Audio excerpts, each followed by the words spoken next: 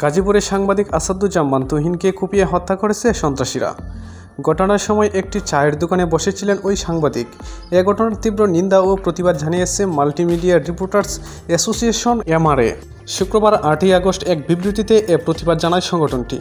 জানা গেছে, বৃহস্পতিবার 7ই আগস্ট রাত 8টার দিকে গাজীপুর মহানগরী ব্যস্ততম চান্দনা চৌরাস্তার মসজিদ মার্কেটের সামনে এ ঘটনা ঘটে। নিহত সাংবাদিক আসাদুজ্জামান তুহিন দৈনিক প্রতিদিনের কাগজ পত্রিকার গাজীপুরের স্টাফ রিপোর্টার ছিলেন। এ ঘটনার প্রসঙ্গে MRA এর সভাপতি ফখরুল ইসলাম বলেন, সাংবাদিকের ওপরে রাতের আধারে সন্ত্রাসী হামলা চালিয়ে তাকে হত্যা করা হয়েছে।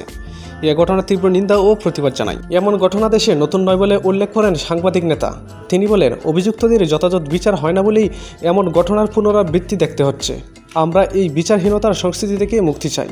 গণমাধ্যম কর্মীদের জীবনের নিরাপত্তা চাই।